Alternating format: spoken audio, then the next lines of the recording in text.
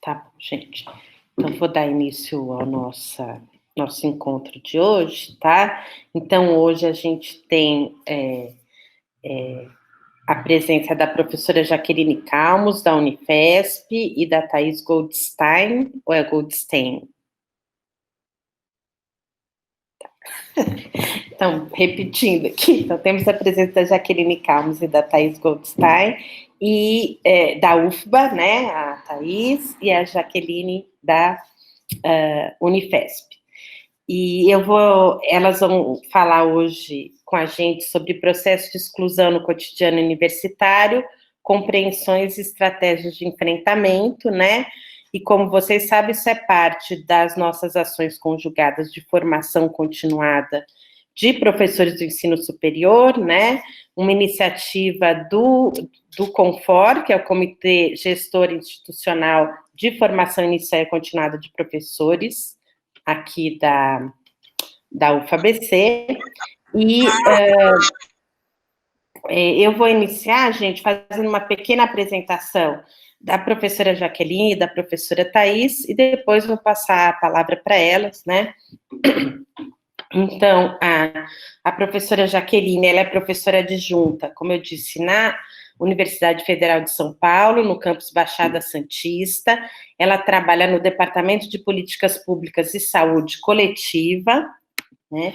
Tem experiência nas áreas de psicologia, educação, história da psicologia, psicologia social, atuando principalmente nos temas fracasso escolar, cotidiano escolar, medicalização e patologização da vida, políticas públicas, educação e saúde, ensino superior, formação de professores, trabalho docente e políticas educacionais na América Latina.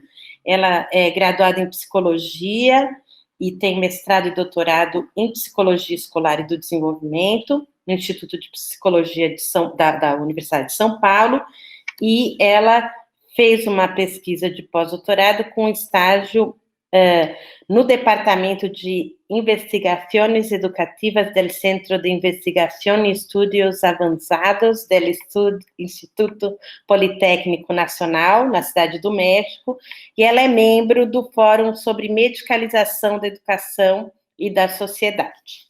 Tá? A Thaís Goldstein, ela é professora na Faculdade de Educação da Universidade Federal da Bahia. Ela participa do núcleo de pesquisas EPS, que é Educação, Política, Indivíduo e Sociedade, leituras a partir da pedagogia, psicologia e filosofia. Ela atuou em diferentes instituições de educação e saúde, sempre buscando associar a pesquisa, a docência e a prática profissional. Ela coordena projetos de pesquisa e extensão sobre o tema do sofrimento e adoecimento psíquicos no ensino superior e os seus possíveis enfrentamentos no âmbito da universidade. Ela tem graduação também em psicologia lá na USP, mestrado em antropologia na Faculdade de Filosofia e Ciências Humanas da UFBA e doutorado em psicologia escolar e do desenvolvimento humano lá na USP. Tá? Ela é membro também do Fórum sobre Medicalização da Educação e da Sociedade, né, no núcleo lá, Bahia. Gente, então a gente vai dar início à palestra e eu queria agradecer muito, né, a presença de vocês para abordar um tema que é tão importante e como a gente tem dito agora, né, essas iniciativas do CONFOR, elas estão emergindo no contexto desses tempos de pandemia, né, em que essas questões, elas estão muito aguçadas, né, então é muito importante para a gente e tenho certeza que vai contribuir aqui para nós na UFABC e as pessoas também de fora que têm acompanhado essas ações nossas, tá? Então, eu vou passar a palavra aí para a Thaís, muito obrigada.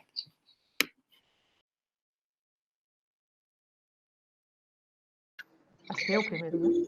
Ou não? Desculpa, era a Jaque. Mas se vocês quiserem falar rapidinho sobre como vocês começaram a trabalhar com isso, também a gente pode falar uns 10 minutinhos aqui disso, sei lá. Quer falar primeiro, Thaís, se apresentar? Pode ser. Então, boa tarde a todas e todos que aqui estão conosco.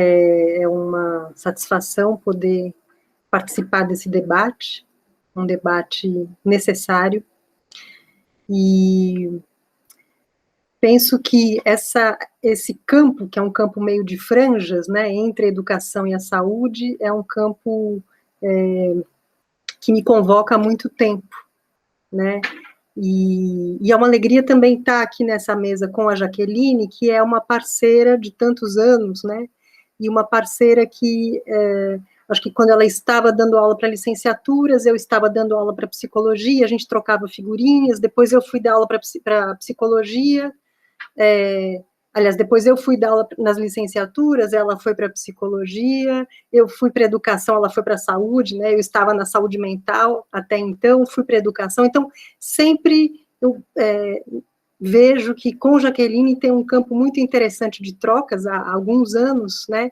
dessas questões que se situam nessas franjas de campos que são tão complexos, né, educação e saúde, e tudo que a escola e a universidade produzem e reproduzem em seu cotidiano, e que tem múltiplas dimensões, e que é um campo que instiga a gente a pensar, compreender e tentar enfrentar, né, esses fenômenos que muitas vezes levam ao fracasso, à evasão, ao adoecimento, né.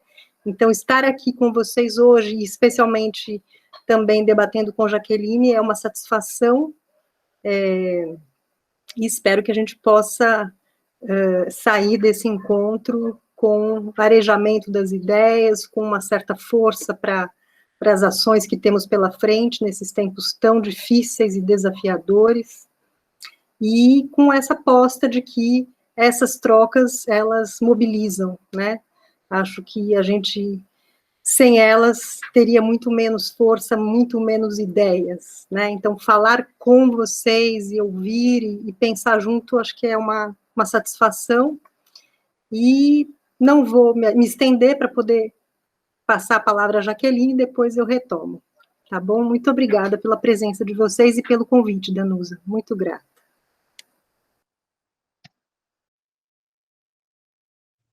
Boa tarde a todas e todos.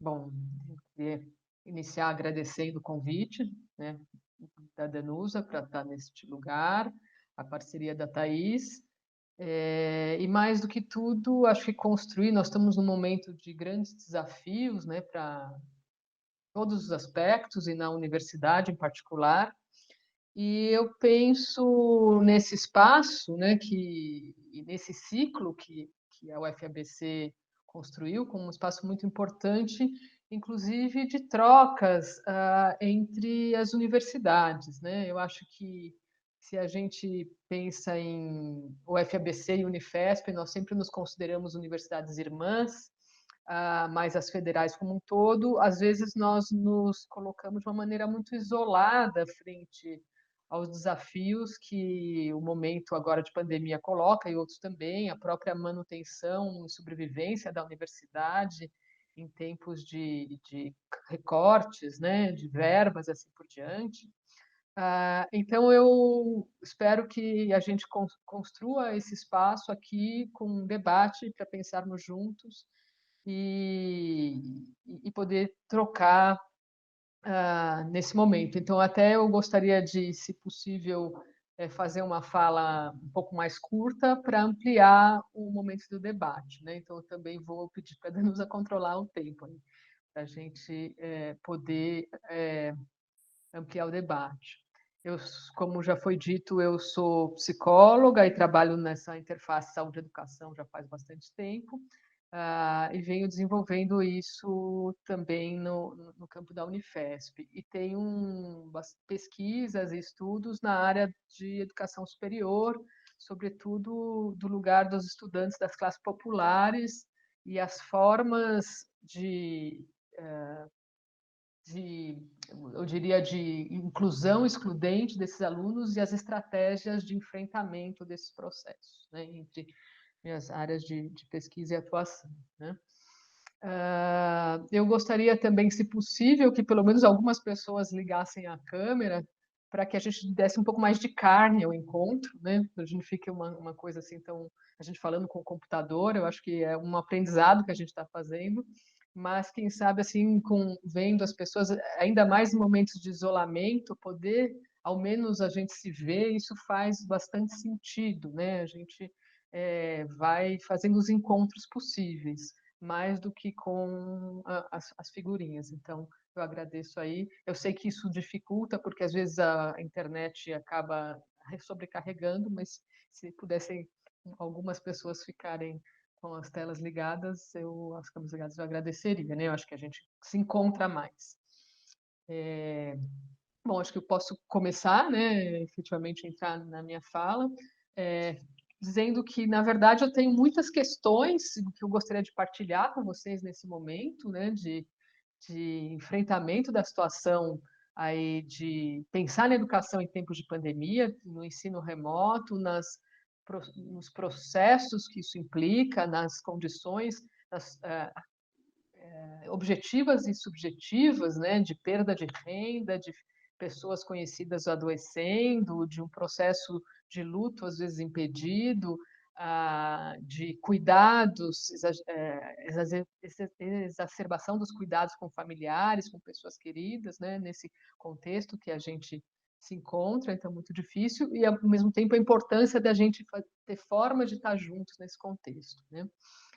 Eu vou trazer um pouquinho enfim, o contexto da Unifesp nesse momento, e minha fala toda vai ser pontuada por uma ideia de que existem processos de inclusão de estudantes que tradicionalmente estavam excluídos da universidade nos últimos anos, mas essa inclusão às vezes não se faz inteiramente, mas sim pela metade, e que isso não é de agora, isso é anterior à pandemia. Mas no momento da pandemia, me parece que esses processos ficam mais acirrados, né?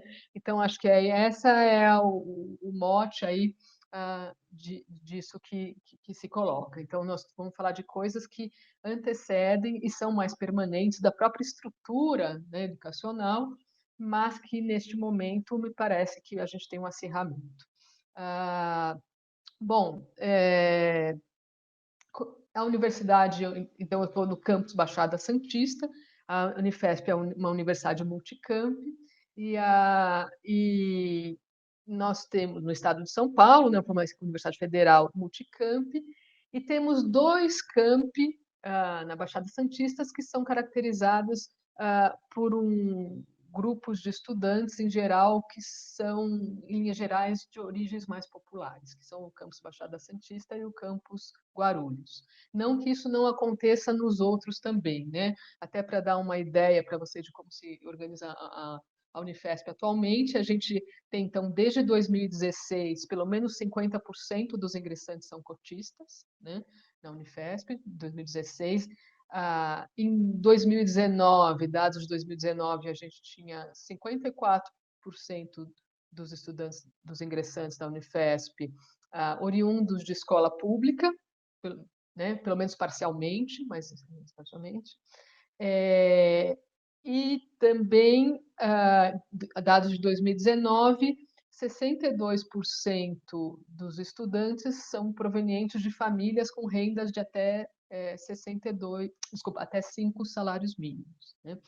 Então, acho que isso é interessante a gente colocar em perspectiva, porque esta afirmação da elitização da universidade pública, a gente vê que ela pode ser matizada com dados como esse. Isso que eu estou falando de uma universidade muito tradicional no campo da medicina, né? Porque ela nasce através da Escola Paulista de Medicina, Escola Paulista de Enfermagem, e vai com a expansão se transformando em universidade, mas mesmo assim a gente tem, então, 62% dos estudantes de famílias até 5 salários mínimos, sendo que teve aí um ranking internacional publicado no ano passado que colocava a Unifesp entre as 5 instituições do mundo, que não sei como eles fazem esse cálculo, mas que promovia a maior redução das desigualdades, né? Bom, isso implica aí, certamente, num grande desafio, né? que se deu nos últimos anos a inclusão de um contingente de população, de estudantes das camadas populares que estavam excluídos dos bancos universitários, né? Inclusive cotistas, a gente pode pensar em cotas étnico-raciais, escola pública e renda, né? E aí, o que eu queria trazer é que esta política de inclusão desses estudantes, então, ela é muito bem-vinda, ela traz transformações na própria universidade, mas ela resulta também num processo que ele é repetição e, ao mesmo tempo, transformação do que ocorria antes, que são os processos de exclusão da e na universidade ou na escola como um todo, né? Porque, então, historicamente, a gente podia pensar que havia um processo de o que a gente chama de exclusão brutal dos estudantes dessas camadas populares, em que eles não chegavam aos níveis mais altos de escolarização e que, nas últimas décadas, o que a gente vê, né, e quem vai estudar isso mais profundamente é um sociólogo francês já falecido, o Pierre Bourdieu, que vai afirmar a existência de processos de exclusão branda na universidade. Por que branda? Porque elas são contínuas, graduais, quase imperceptíveis, em que os estudantes permanecem nos bancos escolares, mas isso não significa necessariamente que eles consigam ter acesso a um ensino de qualidade, ou conseguem permanecer, ou eles enfrentam problemas como de pré-requisitos dessas escolas. E como, então, é um processo mais sutil, implica maior dificuldade de se contrapor, né? Isso resulta também, então, no caso da universidade, é que os alunos ingressam na universidade, vão através de um sonho que não é seu, mas é seu e da sua família. A gente sabe que os estudantes eles vão para a universidade com as expectativas, desejos e esperanças da sua família de uma vida melhor. Que apesar da universidade ser gratuita, ela tem o aluno tem que gastar com muitos custos e suas famílias também. Então, às vezes é a partir de muito sacrifício para que esse aluno permaneça estudando, que não é só dele, mas também é da família. E o que a gente vê é que muitas vezes eles se veem acometidos por dificuldade de diversas ordens. Então, dificuldade financeira para se manter estudando, de comprar material, de moradia, etc., mas também de tempo para os estudos, sobretudo se a gente pensa em estudantes que são, além de estudantes, são trabalhadores e já eram trabalhadores antes do ingresso na universidade, ou dificuldades com os pré-requisitos acadêmicos, né? Ainda que passem por um processo seletivo via SISU, via Enem, ou vestibular, ou quer que seja, que eles afirmam que eles podem frequentar e se apropriar dos conteúdos da universidade. O que acontece muitas vezes é que esse estudante chega e logo no primeiro ano ele se dá conta que aquele pré-requisito que ele tinha não é suficiente para ele acompanhar algumas das disciplinas, né? E daí isso é sentido de uma maneira muito dolorida, né? Porque lhes foi dito que eles sabiam. Eles passou pelo processo de escolarização, passou pelo ensino médio, né? E de repente descobre que aquele tempo que foi passado no ensino médio, às vezes foi tempo mais ou menos perdido, já que não permite que ele acompanhe os determinados cursos, né? E acho que essa é uma realidade muito comum a de muitos dos nossos estudantes. Às vezes a gente já até sabe qual que é a disciplina, aquela que, né, que os estudantes falam, nossa, ninguém consegue passar por isso, etc. Mas então isso acaba trazendo mal-estar, né? O mal-estar de se sentir incompetente quando se achava que se era competente, de se sentir faltando alguma coisa, ao mesmo tempo em que ronda o espectro do fracasso e talvez da impossibilidade de terminar o seu curso, né? Bom, e a gente o que vê é que isso acaba trazendo, de alguma maneira, formas do estudante se colocar na universidade, né? Lá na Unifesp, a gente fez, há 2 anos atrás, um projeto de extensão, num momento em que houve uma greve estudantil, em que havia uma ameaça de corte das bolsas permanência, né? Bolsas próprias dos estudantes, e muitos alunos com esse corte, eles diziam que isso implicava numa impossibilidade deles continuarem os estudos. E então, a partir da escuta desses estudantes e pensamento em formas de enfrentamento, uma fala que foi recorrente desses estudantes para conosco foi que eles não se sentiam fazendo parte da universidade, ainda que a frequentassem diariamente, né? Então, era uma situação muito ambígua, né? Porque eles o tempo inteiro tinham que dar conta ou dos conteúdos ou da reafirmação que eles teriam a necessidade da bolsa, mas a ponto de, às vezes, eles mesmos se questionarem porque mudaram de patamar de renda, por exemplo, e eu me lembro de uma estudante que falava, mas eu não melhorei de vida, mas estão falando que sim, mas eu estou com uma dificuldade de permanecer aqui. Será que eu estou querendo enganar a universidade? Né? A própria estudante se colocava esse questionamento. Né? E trazia essa situação, essa sensação de alguma forma de inadequação. Ao mesmo tempo, a gente apontava que se isso era sentido de uma maneira individual, de uma dor individual, de um mal-estar individual, a maneira de enfrentamento disso era tão mais, vamos dizer, mais eficaz, quão mais coletiva era a maneira de enfrentamento. Então, os estudantes, por exemplo, faziam grupos de estudos conjuntamente. Ou imediatamente, no caso dessa ameaça de perda de bolsa, ou de efetiva perda de bolsas, eles organizaram vaquinhas para que aqueles estudantes que perderam a bolsa eles pudessem permanecer estudando. Ou então eles faziam dos espaços, às vezes muito áridos da universidade, o nosso campus é um prédio, né? Ele não tem muitas áreas, tal, mas os estudantes inventavam espaços e quanto mais se chegava próximo à ameaça ou da exclusão deles ou da própria parada da própria universidade por falta de verbas, isso no ano passado, né? Nós passamos por um processo aí, acho que não foi só a Unifesp, mas todas as federais, a gente teve o corte de verbas e nós tínhamos aquela dúvida se a gente ia chegar até setembro, se chegasse até setembro, se a gente ia conseguir chegar até outubro, assim. E isso foi sentido com muita dor por todo mundo, mas ao mesmo tempo havia um espaço lá que é um saguão lateral e quanto mais dolorido se fazia o processo universitário, mais aquele saguão lateral era preenchido pelos alunos que traziam instrumentos musicais, objetos de jogos, então jogavam ping-pong com bola de futebol, faziam malabares. Interessante como faziam desse espaço um espaço de cuidado que a gente jamais poderia imaginar. Então, os estudantes construíam formas de autocuidado, de cuidado um dos outros nesse processo. E aí, nisso, chega a pandemia, que resulta em que esse encontro se torna mais difícil, né? Eu acho que nós temos uma dificuldade que em que o estar junto, enfrentando essas dificuldades, ela se torna remota, né? A gente faz isso de maneira remota, mas não está efetivamente juntos, né? E isso nos coloca diante de um grande desafio, que não é só manter as aulas é um grande desafio.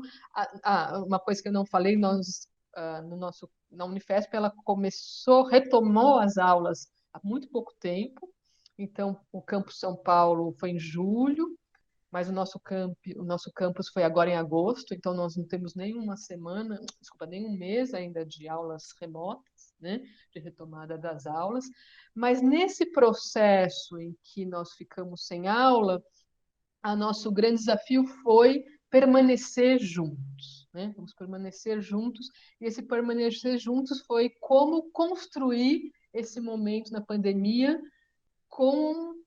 em que nós pudéssemos fazer com que nenhum estudante ficasse para trás, né? Esse foi o grande desafio. E esse nenhum estudante ficasse para trás, primeiro foi a abertura das transformações das unidades curriculares de acordo com isso no remoto, com ampla participação estudantil, para reconstruir como é que é ser, tentando fazer de maneiras transversais esse processo, alguns experimentos que nós fizemos para manter não só o contato, mas experimentos formativos, por exemplo, lá na Unifesp, na Baixada, nós construímos praças virtuais, né? Não vamos esquecer que é um campus da saúde, Então, a gente, nessas praças virtuais, trazíamos trabalhadores da rede de saúde, da rede de assistência social, de diversas formas, e construímos, então, formas de troca e pensar quer dizer, a pandemia de todas as suas maneiras, então, inclusive, de uma maneira articulada. Por exemplo, uma professora que dá estatística trouxe um estudo de como são feitos esses estudos que saem, inclusive, na grande imprensa sobre a própria pandemia. Então, vamos pensar a pandemia do ponto de vista do estudo estatístico. Alguém da saúde coletiva e mais do ponto de vista do usuário. Então, nós transversalizamos as ações da universidade nesse momento, né?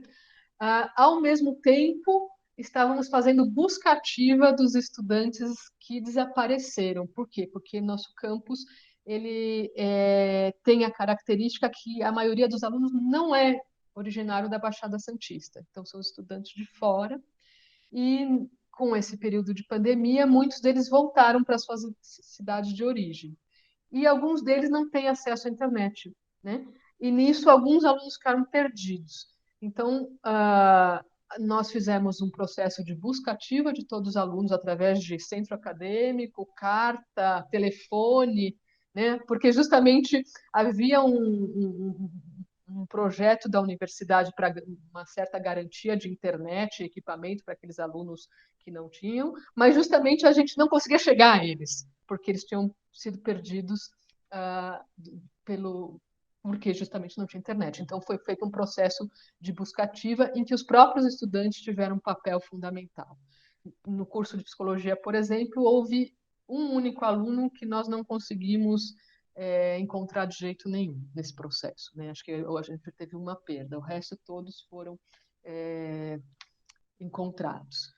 E a gente sabe que, apesar disso, quer dizer, são formas difíceis, porque ainda que tenha, então, um projeto da universidade de destinação de equipamento de informática e de pacote, e uma verba para pacote de internet para os estudantes, muitas vezes eles moram em regiões, em bairros que não têm acesso à internet fixa, né? E nisso o valor que é destinado, ele é suficiente para comprar um pacote de internet fixa, mas não é suficiente para um pacote de dados para o Google Meet diário, né? Ele não é suficiente. Então, isso também nós estamos vendo como enfrentar. Além de tudo, houve muitos estudantes que estão em situação de perda de renda de maneira expressiva, né, durante a pandemia, de sua e de seus familiares, de gente que está cuidando de idosos, né? Então, isso é um grande desafio que resultou em que a gente optou por fazer um ensino mesclado aí nessas palavras que agora nos parecem comuns e que são novas, né? Síncronos e atividades síncronas e assíncronas, que agora virou jargão, mas que são quase palavrões aí, e deixar disponível para os estudantes que não pudessem participar das atividades síncronas para que eles pudessem estar em outro momento. Só que isso tem resultado em problemas, porque se havia um temor muito grande dos estudantes da sobrecarga de trabalho e um pedido de diminuição de horas síncronas, né? Ao mesmo tempo uma sobrecarga para os docentes gigantesca. Então, se nós não estávamos com atividades havia parado a atividade para graduação, nós nunca trabalhamos tanto, na verdade, nesse processo de construção. Então, há toda uma dimensão da intensificação do trabalho e de outras formas de adoecimento dos olhos, adoecimento da coluna, né? Acho que nós estamos sofrendo bastante com isso. Quando a gente vai para o encontro, que nunca deixou de ser encontro, a gente vê que aquilo que a gente tinha planejado não era suficiente, porque a gente tinha planejado que ia conversar durante 1 hora com os alunos e essa 1 hora não era suficiente, e eles pedem mais, e a gente pede mais, e as aulas estão se estendendo. ao mesmo tempo estão cansando, né? Então, isso que eu queria colocar para vocês. E mais uma coisa, só para terminar, acho que eu já estou falando, eu estou abrindo, acho que as questões, depois para a Thaís colocar e depois a gente ir para o debate, né? Então, uma mescla de teoria, para a gente pensar nessas formas de exclusão e enfrentamento delas, e, ao mesmo tempo, nos ronda o espectro da permanência, né? E sobretudo da precarização do trabalho docente na maneira através das políticas ou das faltas de políticas universitárias, né? De repetição também do que está acontecendo com a educação básica. Na educação básica, agora, a grande discussão é uma pressão pela volta presencial, né? É uma coisa muito contraditória, porque tudo que os professores não querem é a aula remota, sobretudo na educação básica, para crianças, né? Quer dizer, é aquilo que falta muito sentido, mas precisam que isso aconteça, quer dizer, toda uma organização para que ela se mantenha, porque agora é uma questão de vida, né? De manutenção da vida dos estudantes, dos docentes, dos professores e de seus familiares, né? Então, é uma perspectiva de uma luta por algo que ninguém gosta, né? Acho que isso que se coloca, né? É uma luta pelo que nós não queríamos, mas a gente precisa dele, né? Precisa que seja assim, porque por uma questão de escolha pela vida. E de formas de sucateamento e barateamento da educação dentro das políticas que estão aí. E daí, só para terminar, eu tive uma conversa parecida com essa com os estudantes do centro acadêmico, me chamaram para discutir educação e conjuntura, era de uma outra maneira, tal.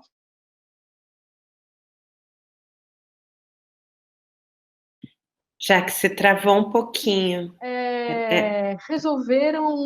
Entraram em acordo com o ensino remoto, se a gente está vendo que isso traz uma precarização do trabalho docente, se efetivamente a gente está vendo nas universidades privadas despidos em massa, né, a essa questão, a ideia de interesses econômicos pelo EAD, né? E assim, por que é que vocês, professores, não resistiram, né? E eu me senti bastante provocada por essa aluna e falei, bom, pode ser que nós estejamos todos quebrando a cara em todas as universidades.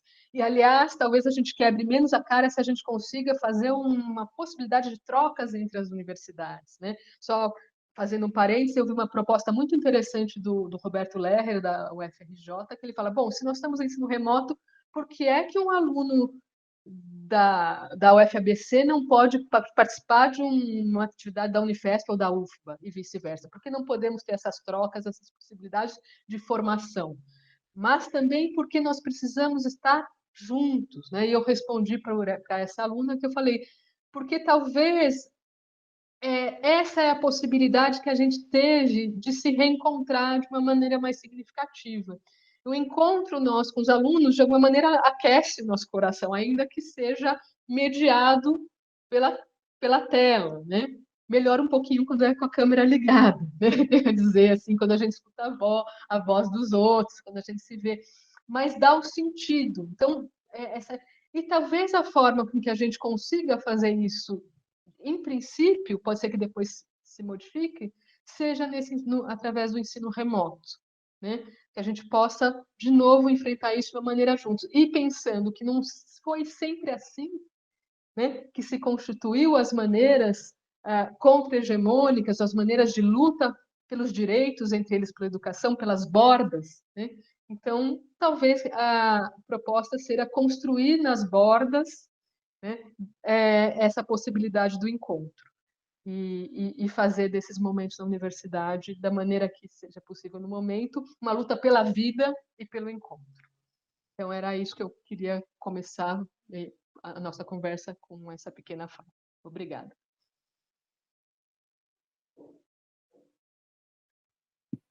Obrigada, Jacques. Vamos passar a palavra, então, para a Thaís, para a gente ouvir um pouquinho.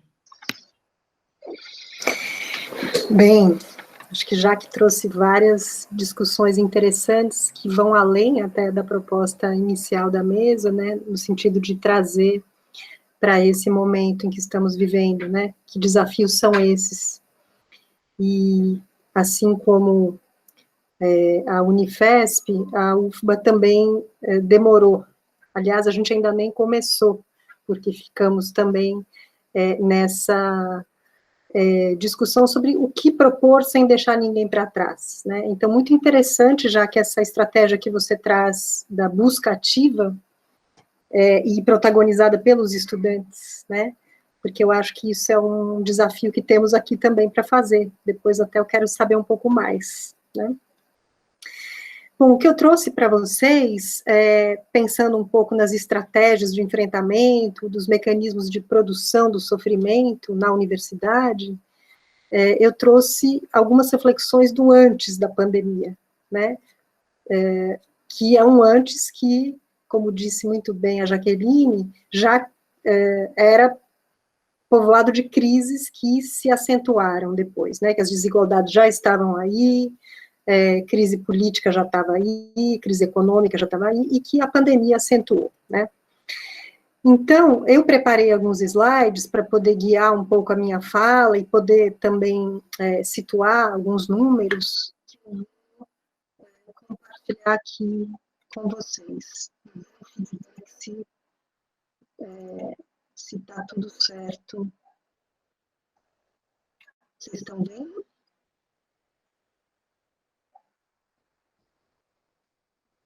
Sim, estamos vendo. Sim? Tá. Bom, então, falando um pouquinho da UFBA, né, uma universidade que já está indo para 75 anos, que tem 3 campi, um em Salvador, um em Vitória da Conquista, um em Camaçari, com 112 cursos e mais alguns cursos de educação à distância. Nós temos quase 40 mil estudantes matriculados, e aqui em Salvador, por volta, né, esse número está um pouco desatualizado, porque ele é de 2019, mas por volta de 37.271 aqui em Salvador, né? Só para vocês terem uma noção de que é uma universidade grande.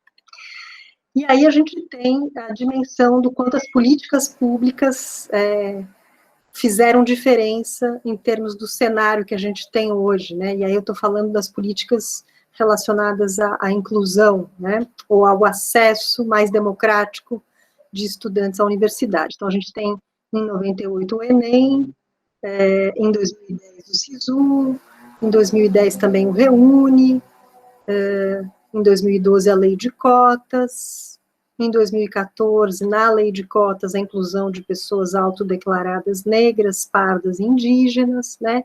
Então, o que a gente percebe aí é que essas políticas modificaram o perfil dos estudantes, e de tal maneira que eu peguei aqui alguns dados, né, para vocês terem uma ideia, na UFBA, em relação, o vermelhinho é a UFBA, o laranjinha é o Nordeste e azul Brasil, né, como vocês podem ver. Então, a gente tem hoje 75,6% de estudantes negros e indígenas dentro do corpo docente, com uma renda mensal em que 69,1% recebe até um salário mínimo e meio por pessoa na família, e 45,1% de estudantes que fizeram a escolarização pública, né, toda ela. Então, o que a gente vê aí que é um perfil muito diferente do que aquele tradicionalmente até a década de 90, até 2000, né, podemos assim pensar, como inclusive Jaqueline abordou. E aí, a ideia de que, bom, essas políticas possibilitaram o acesso dessas pessoas, desses segmentos sociais que antes não chegavam à universidade. Elas possibilitaram o acesso, elas não são mais excluídas da universidade, mas isso não significa que não sejam alvo de processos de exclusão na universidade, né? E aí você tem desde exclusões mais explícitas, cenas explícitas, até essa exclusão branda da qual Jaqueline falou, né? Aquela mais sutil que está nas miudezas. E aí, assim, eu falo para vocês do lugar de alguém que está em sala de aula e que escuta estudantes, as experiências de estudantes de muitos cursos, porque eu trabalho com as licenciaturas. Eu dou uma disciplina que é de psicologia da educação, e aí eu começo chamando as pessoas para se apresentarem e trazerem algumas memórias do período escolar, né? E aí é muito impressionante como vem histórias de sofrimento, né? Histórias de violências. Algumas pessoas não conseguem sequer contar. Já tive uma aluna na última turma que disse: professora, eu prefiro não falar, né? De tanto que mobilizava. Claro que não é só isso, né? Também aparecem algumas histórias bonitas, especialmente ligadas a professores que marcaram, que apostaram, né, no potencial dos alunos. Mas a gente vai vendo o quanto tem sofrimento e o quanto, abrindo um espaço em sala de aula, essas narrativas aparecem, né? E não aparecem só dentro da sala de aula, nos corredores, nas portas de banheiro, né? Que aí também dá um bom corpus de análise, né? Pensar naquilo que os estudantes expressam nesses espaços que são públicos, mas são privados, porque na baia do banheiro só entra uma pessoa, mas, né, estão inscrevendo ali as suas experiências de sofrimento. Na UFBA, também, eu estive, durante um tempo, como preceptora do PSIL, que é um plantão de escuta e de acolhimento, em que qualquer um pode participar. Estudante, professor, técnico, e é só chegar. Então, não tem a burocracia habitual dos serviços, né? Esse plantão é um plantão que funciona com psicólogos voluntários de fora e que, em sua maioria, tem uma perspectiva psicanalítica. Ele é coordenado também por um psicanalista. E eu falo com vocês desse outro lugar, que é de quem coordena um grupo de pesquisa e extensão chamado Sankofa, Pedagogias Marginais de Diversidade, que é um grupo que foi sendo construído, sobretudo, pela mobilização dos alunos. Alguns alunos me chamam para pensar questões de saúde mental na universidade, e a gente, então, começa a se reunir, isso em 2017, para pensar justamente o que mais a gente poderia propor ali na UFBA, né?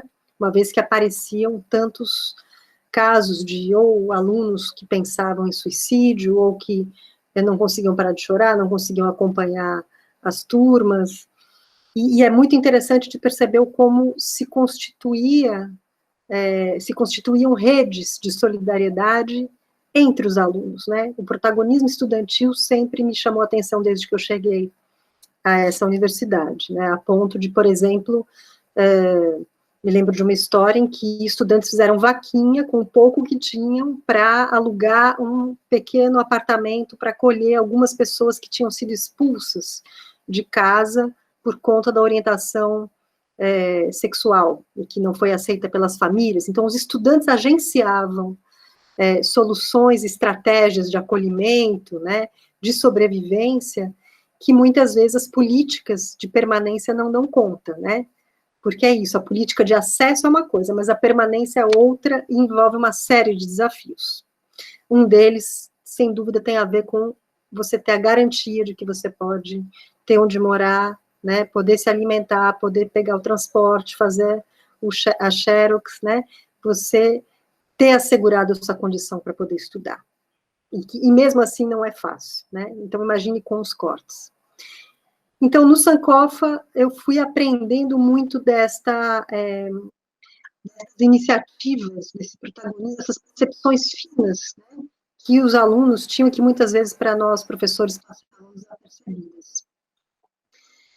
Aqui eu mostro para vocês uma pesquisa que a gente fez com estudantes que estavam ingressando em 2018, e nessa pesquisa a gente deixou um espaço livre para que eles pudessem escrever, desenhar, expressar o que quisessem diante da pergunta, né, algo significativo na sua vida universitária que você queria registrar.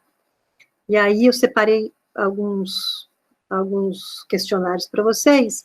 Esse estudante me chamou muito a atenção, ele faz um desenho que parece um pouco aquele jogo Tetris, né, em que o tempo todo você tem que dar conta de demandas, porque está caindo os bloquinhos, e aí ele escreve: às vezes tenho a sensação de impotência, sufocamento. Acho que lidar com a solidão é um dos fatores mais difíceis. Um outro estudante escreve: a universidade, para mim, tem sido uma experiência próxima a um relacionamento abusivo. Precisa-se urgentemente de métodos de apoio psicológicos voltados para a FAO e apoio a quem não tem condições igualitárias de estudar aqui. No mais, queria dizer que não aguento mais, mas sigo firme. Bom, tem exaustão, mas também tem resistência, né? E eu acho que prestar atenção no quanto a universidade é um campo pulsante de contradições é algo importante, né? Esse outro desenho me chamou a atenção o quanto o estudante, ele faz um pedido, né, de ajuda, quase rasgando o papel, né? No olho, help, socorro. Bom, então, de uma maneira geral, a gente vai avaliando que, tanto nos banheiros, nos corredores, na sala de aula, no psil, né, nas andanças e escutas, aparece um sentimento de fracasso, de incompetência pessoal, de solidão, um sentimento de não pertencimento, né? E aí é tanto um não pertencimento no sentido de às vezes, classe e questões de raiz étnico-racial, né? Mas também um não pertencimento de território, porque muita gente vem de outras cidades do interior e ainda não se localiza. É uma sensação de solidão profunda. As cobranças, as tarefas, exigências vão gerando também ansiedade, exaustão. Muitas vezes a lida com os professores não é simples, né? E a gente tem faculdades onde muitas vezes os professores não têm licenciatura, são professores que assumiram, mas alguns jamais se dedicaram a refletir ou se capacitar em termos das práticas pedagógicas. Alguns reproduzem também uma certa forma de trabalhar que não condiz com este novo público, né, que não percebe as necessidades desse novo público, muitas vezes com escolarização deficitária. Então, a gente ouve situações de queixas de humilhação, de autoritarismo, de machismo, racismo, né, mesmo sendo Salvador uma cidade predominantemente negra, mesmo esses debates estando fervilhando, ainda assim a gente vê situações de racismo, LGBTQI-fobia, e por aí vai, né. A questão da falta de segurança financeira para permanecer, a questão da competitividade também, porque muitas vezes os próprios mecanismos institucionais favorecem por décimos um aluno em detrimento de outro, e aí um consegue um estágio, o outro não, um consegue uma matrícula, o outro não. Isso não favorece a cooperação entre eles, mas ao contrário, há casos de estudantes que arrancam o painel, no painel de avisos, algum tipo de aviso que pode divulgar bolsa, divulgar estágio, para evitar a concorrência. Então, a gente vai ouvindo relatos também de um ambiente hostil entre eles, os estudantes, e muitas vezes disciplinas que em nada dialogam com as realidades concretas, né? E aí eu também acho que essa é uma das dimensões de produção do sofrimento, o quanto a gente, e aí eu falo como professora, a gente às vezes precisa realmente rever nossas emendas, rever nossos conteúdos, ler autores que nunca lemos, né? A minha formação, por exemplo, foi praticamente centrada em autores brancos e europeus, né?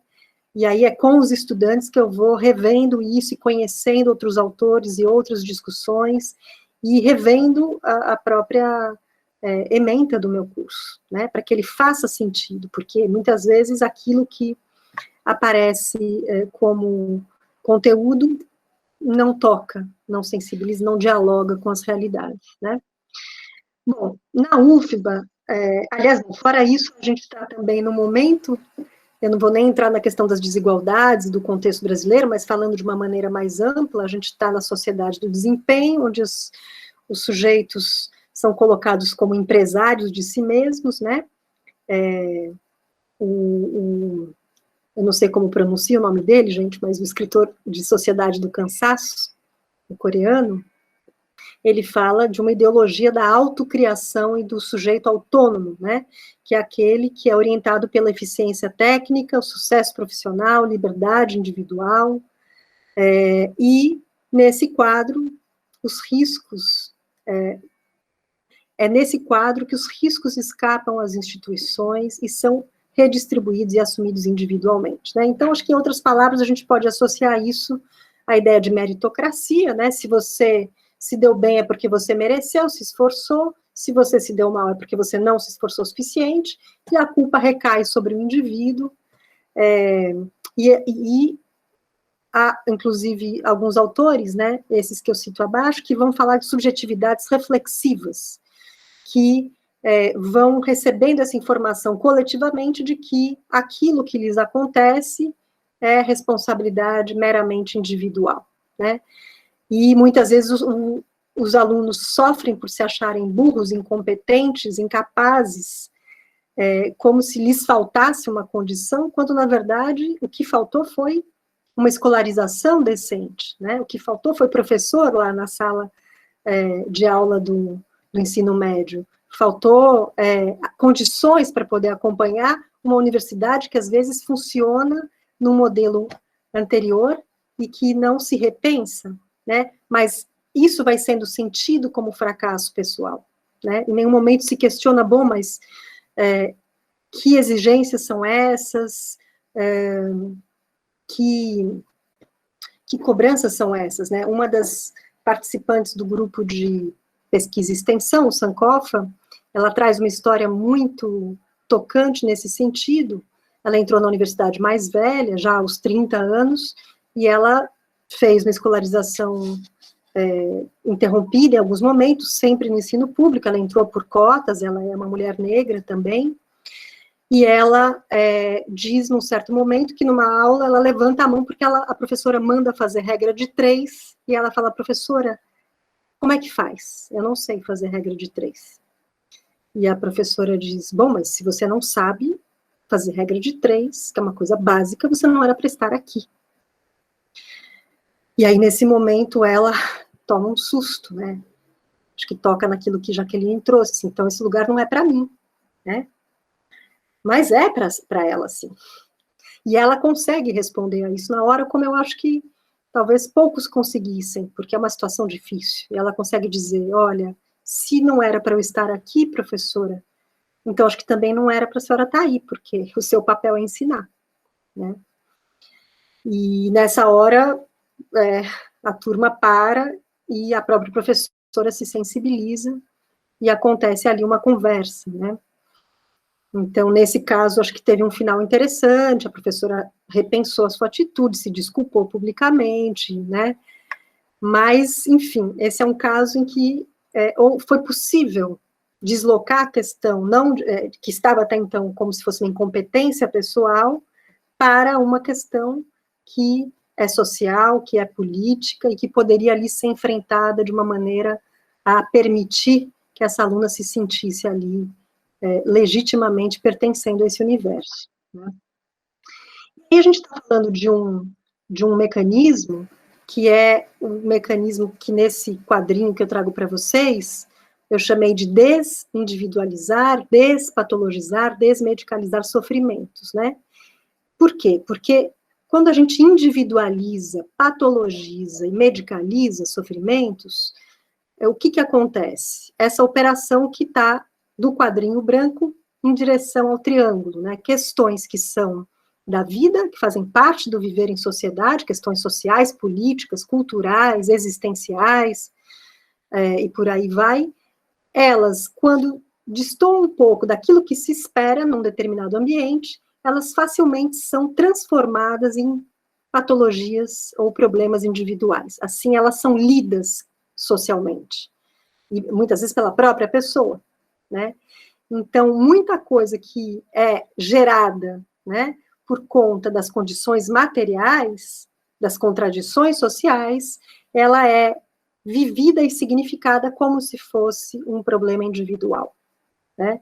E aí, então, o desafio talvez seja fazer o caminho contrário, né? Essa possibilidade de partir de alguma coisa que aparece no indivíduo e recuperar essas dimensões sociais, culturais, políticas, históricas e por aí vai, ou seja, dimensões supraindividuais, que muitas vezes ficam de fora e não aparecem quando a gente está diante de um problema, especialmente quando o problema surge na forma de um sofrimento da pessoa, né?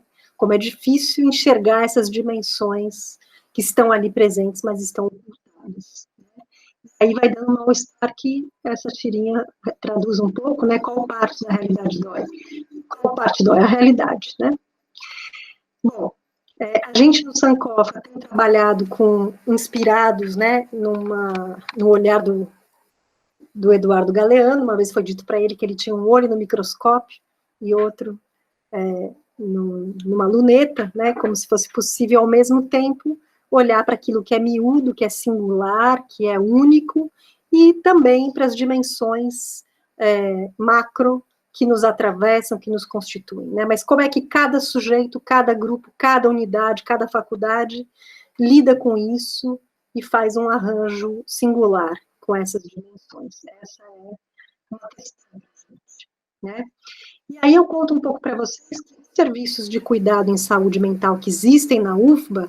Aqui eu elenquei aqueles que eu conheço, mas pode ser que existam outros que eu ainda não conheço, mas são o do ambulatório, que se chama SMURB, tem o plantão psil, que é esse que eu comentei com vocês, que em 2 anos atendeu cerca de 3.500 usuários, sobretudo estudantes, mais ou menos 8% da população estudantil. Tem a clínica escola da Faculdade de Psicologia, alguns núcleos de atendimento ao estudante, e eu coloquei aí em preto porque são serviços que oferecem uma clínica predominantemente voltada ao indivíduo, né? Então, são modalidades clínicas de atendimento individual. Mas a UFBA também, muitas vezes, propõe campanhas, debates, seminários de saúde mental, oficinas, rodas de conversa. Uma delas é o Setembro Amarelo, que eu imagino que é uma campanha que tem outras também universidades, e que eu acho que, assim como elas, por um lado, mobilizam a comunidade a pensar nesses temas, às vezes elas também têm um efeito colateral para a gente pensar, né, que é o fato de que isso pode também sobrecarregar de expectativas ou de cobranças para que os sujeitos estejam atentos para como se comportarem melhor, como não adoecerem, como não errarem a mão, né, assim, de trazer também, às vezes, um aumento da responsabilização que traz sofrimento, na tentativa de acertar e de se adequar ao que supostamente seria o esperado, né? Eu acho que essa é uma faceta que a gente precisa prestar atenção das campanhas psicoeducativas, o quanto elas, às vezes, também normatizam um certo cuidado, como se fosse apenas de um jeito, né, a produção de cuidado. E, aliás, eu gosto de chamar de produção de cuidado, e não cuidado, porque cuidado não está pronto, né? A gente produz cuidado, se cuidando, cuidando uns dos outros, aprendendo a nos cuidarmos, e isso varia muito, né, a maneira como acontece. E o Sankofa, ele tentou justamente pensar um tipo de produção de cuidado que pudesse ir além dessas modalidades oferecidas na perspectiva individual, que a gente pudesse alcançar essa dimensão coletiva. E aí eu coloquei essas 2 figurinhas aí, porque na da esquerda, a princípio a gente fez um chamado, né, fizemos um filminho de divulgação, apareçam, a gente tinha uma ideia de fazer grupos para discutir a questão do sofrimento no cotidiano universitário, e aí, para nossa surpresa, ninguém apareceu, né? E a gente falava, mas por que ninguém aparece? O que será que está acontecendo? As pessoas não sofrem? Bom, mas por que não aparece? A gente foi levantando algumas hipóteses, né? Mas decidimos, então, que não ficaríamos à espera das pessoas que a gente chamava, né, de uma maneira genérica nas redes, e começamos a andar pela universidade. Coloquei aí à direita a foto da Praça das Artes, que é um lugar onde a gente estendeu uma canga, levou café, e começamos a conversar com os estudantes em trânsito. Essa é uma praça por onde passam estudantes de muitos cursos, fica no campus de Ondina. E aí a gente começou, nessas escutas, nessas conversas, perceber tanto elementos comuns à vida universitária, quanto elementos também específicos dos cursos, das unidades, das condições também singulares dos estudantes. Então, foi muito interessante essa circulação, e a partir daí surgiram vários convites para a gente dialogar em diferentes unidades, e entre esses convites, um especialmente, que veio de uma coordenadora de colegiado, de um curso, para que a gente pudesse pensar junto com esse colegiado, formas dos professores desenvolverem a orientação acadêmica, que até então eu nem sabia que tinha. A orientação acadêmica é uma resolução de 2015, mas poucas unidades na UFBA desenvolvem, até porque os professores estão sobrecarregados, né? E que me pareceu um jeito de fronteira, da gente trabalhar a questão da produção do cuidado nessa fronteira entre a saúde e a educação, né? E, curiosamente, essa faculdade que nos chama é uma faculdade onde vários professores estavam sendo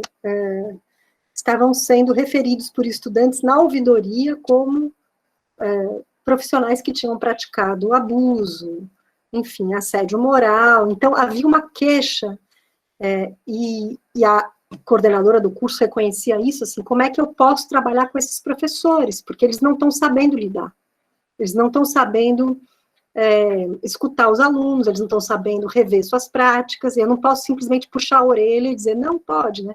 Como é que eu posso capacitá-los? O que eu posso dizer para eles? Então, vem esse pedido para o nosso grupo, para que a gente trabalhasse com este grupo de professores, que no ano seguinte seriam orientadores acadêmicos, nunca tinham feito orientação acadêmica, e, bom, nessa hora eu fiz cara de paisagem, como se eu conhecesse muito orientação acadêmica, mas pensei, aí é uma brecha, né? Temos uma demanda, é tão difícil alcançar os professores, né? Porque os alunos procuram, muitas vezes, os serviços, os alunos procuram ajuda, mas os professores, não, ou não dentro da universidade, né? E, então, a gente pensou um jeito de atrair os professores para discutir essas questões, criamos um curso de extensão que pudesse, para atrair, também valer como horas, né? Horas de trabalho, aí para contar para as suas progressões. Começamos a desenvolver esse grupo, que era um grupo misto com estudantes, com técnicos e com professores. Acho que fez muita diferença a gente ter tido o apoio da coordenadora de colegiado, né?